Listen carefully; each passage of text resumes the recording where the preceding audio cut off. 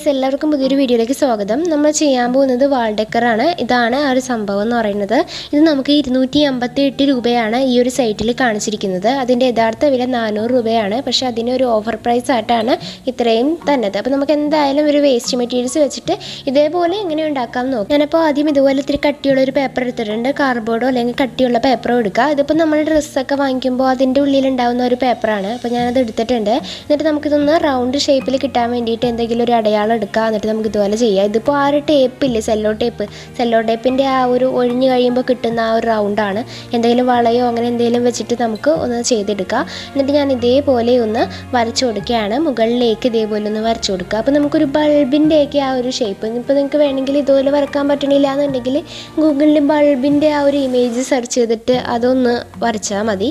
അപ്പോൾ നമുക്ക് എന്തായാലും ഇതേപോലെ ഒന്ന് കട്ട് ചെയ്തെടുക്കാം. നമുക്ക് പെട്ടെന്ന് തന്നെ ചെയ്തെടുക്കാൻ പറ്റും. ഒരു സർക്കിൾ വരച്ചിട്ട് അതിൻ്റെ മുകളിൽ ഇതേപോലെ ഒന്ന് വരയ്ക്കേണ്ടല്ലേ ആവശ്യമുള്ളൂ. അല്ലെങ്കിൽ ഞാൻ നേരത്തെ സ്കെച്ചൊക്കെ ചെയ്ത് ഇടാറുണ്ട് പെൻസിലൊക്കെ വെച്ചിട്ട്. ഇതിപ്പോൾ സിമ്പിളായതുകൊണ്ടാണ് ഞാനതൊന്നും ചെയ്യാണ്ട് ഡയറക്റ്റായിട്ടാണ് കാണിച്ചത്. അപ്പോൾ നമുക്ക് ഇതേപോലെ ഒന്ന് കട്ട് ചെയ്തെടുക്കുക. ഇതേപോലെ തന്നെ നമുക്ക് 2 എണ്ണം വേണം. ഒരേ അളവിലാണെങ്കിൽ അതാണ് കൂടുതൽ നല്ലത്. അപ്പോൾ നമുക്ക് 2 എണ്ണം ചെയ്തെടുക്കാം. മുകൾ ഭാഗം ഇത്തിരി ഇങ്ങനെ ഇരുന്നോട്ടെ. അപ്പോൾ നമുക്ക് വേണമെങ്കിൽ അവിടെ ഒരു ഹോൾ ഇട്ടിട്ട് തൂക്കിയിടുന്ന രീതിയിൽ വെക്കാം. ഇല്ലെങ്കിൽ അവിടെ എന്ത് സെല്ലോ ടേപ്പ് വെച്ചിട്ടായാലും നമുക്ക് ചെയ്യാം. അപ്പോൾ ഞാൻ ഇതുപോലെ തന്നെ രണ്ടാമത്തെയും ഇതുപോലെ തന്നെ ചെയ്തെടുക്കുകയാണ്. അപ്പോൾ ഇങ്ങനെ ഒരു ഐഡിയ എനിക്ക് തോന്നുന്നു യൂട്യൂബിലില്ലാന്ന് തോന്നുന്നു. എന്തായാലും ഇങ്ങനെ ആ ഒരു സൈറ്റിൽ കണ്ടപ്പോൾ എനിക്കത് ഇഷ്ടമായി. അപ്പോൾ ഒന്ന് ചെയ്ത് നോക്കാമെന്ന് വിചാരിച്ചു. ഫുള്ള് നമ്മൾ വേസ്റ്റ് മെറ്റീരിയൽസാണ് യൂസ് ചെയ്യുന്നത്. അതിൽ അവർ ഉപയോഗിച്ചിരിക്കുന്നതിൽ കുറച്ച് മരത്തിൻ്റെയൊക്കെ ഉണ്ട് തോന്നുന്നു. മരവും ക്ലോത്തും ഒക്കെയാണ് ഉപയോഗിച്ചിരിക്കുന്നത്. അതുകൊണ്ടായിരിക്കും അതിന് അത്രയും വിലയുള്ളത്. അതിന് ഇത്തിരി കട്ടിയും കാര്യങ്ങളൊക്കെ ഉണ്ടാവും. അപ്പോൾ നമുക്കതൊന്നും വേണ്ട. നമുക്ക് വേസ്റ്റ് മെറ്റീരിയൽസ് യൂസ് ചെയ്തിട്ട് നമുക്ക് എങ്ങനെ ഉണ്ടാക്കാമെന്ന് നോക്കാം.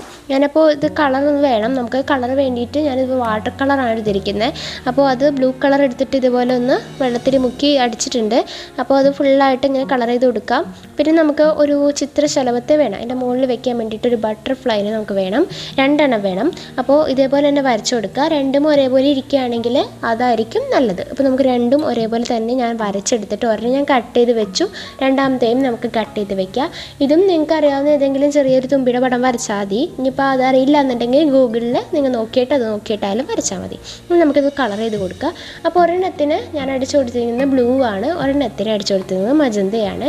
രണ്ടിനും ബൾബിനും അതുപോലെ തന്നെ ഈ ഒരു തുമ്പിക്കും ഒരേ കളർ കൊടുക്കാം. അപ്പോൾ നമുക്ക് എന്തായാലും ഇത് ഫുള്ളായിട്ട് കളർ ചെയ്തെടുത്തു. പിന്നെ ഞാൻ ബ്ലാക്ക് കളറിലെ പെയിൻറ്റ് എടുത്തിട്ടുണ്ട്. ഈ പെയിൻറ്റിൻ്റെ ഉദ്ഘാടനമാണെന്ന്.